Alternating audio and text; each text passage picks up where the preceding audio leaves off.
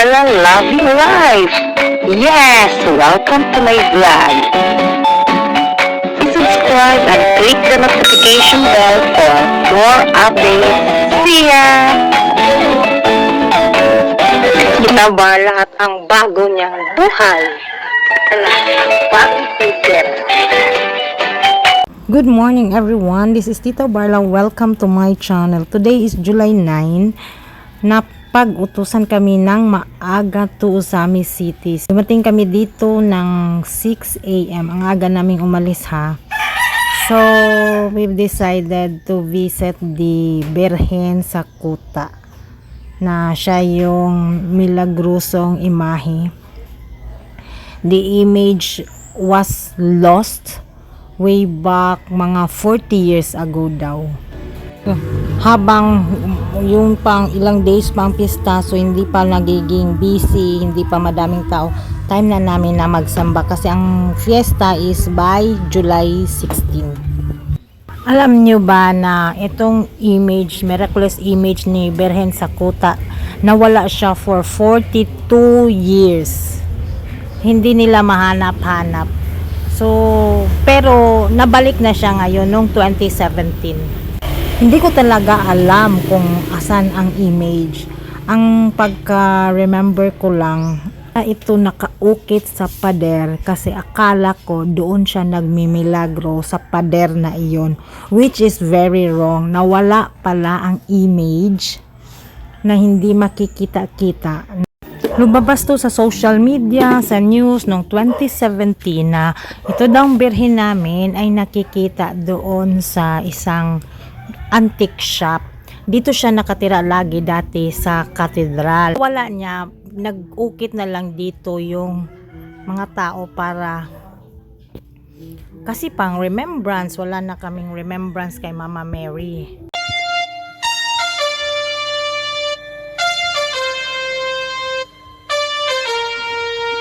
So mag-story time tayo ha, at ibalik dito sa amin. Noong 2017, na-i-post ba siya online?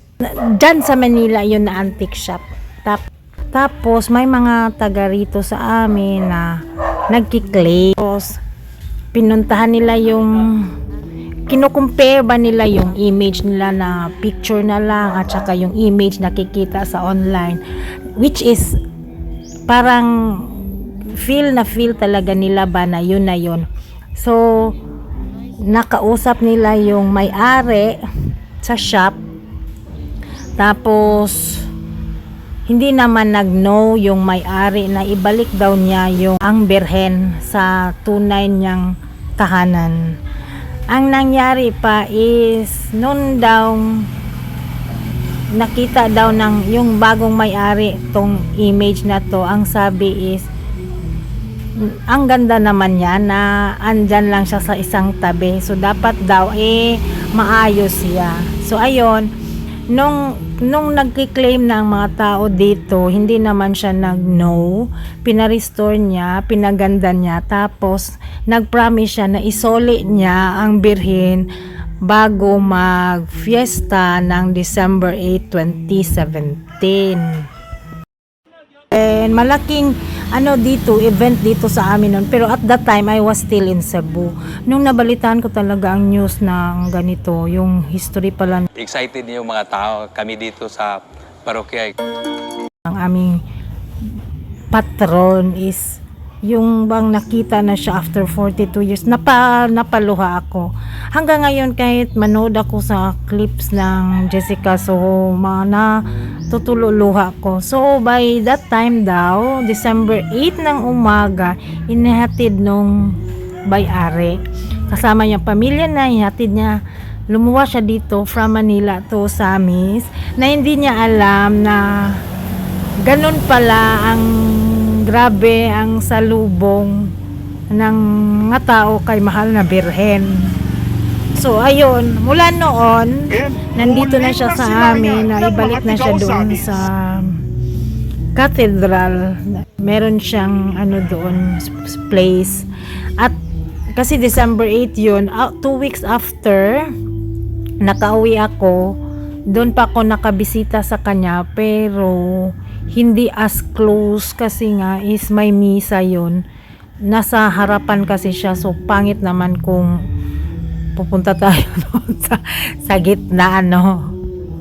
Paglabas namin dito sa shrine, nagpag-usapan namin nakakain muna kami bago umuwi sa amin. Natawa ako dito sa aso. Nakatingin siya sa akin. Parang naintindihan niya ako nung sinabi ko, ang dumi-dumi mo, saan ka galing? So, dito kami kakain sa McDonald's. First time kong pumasok dito sa McDonald's Osamis. At i-check natin. Ang gusto kasi ni Mister is yung burger. Tapos natawa ko kami kasi hindi pala yun i-serve as breakfast. 10 a.m. pa pala yun. So ayun, kain tayo.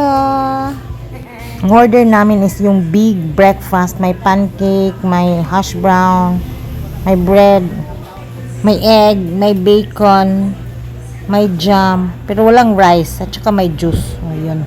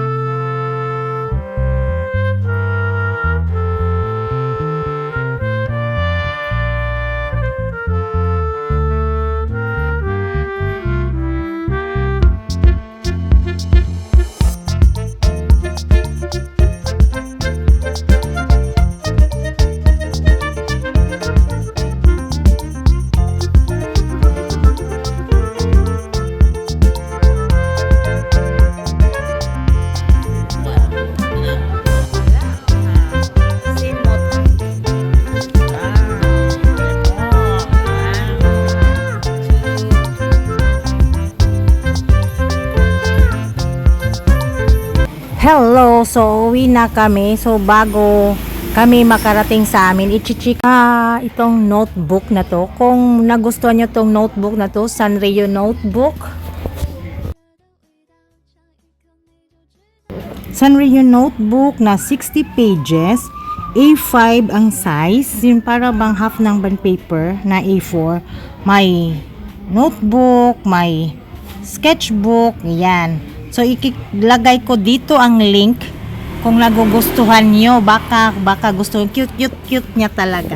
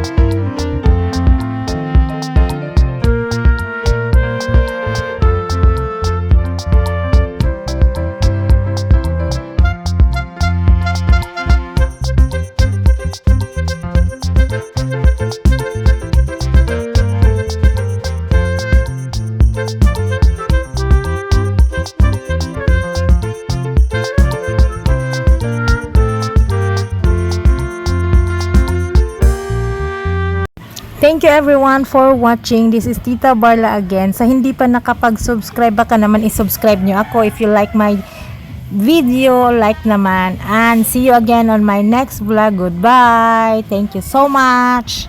See ya.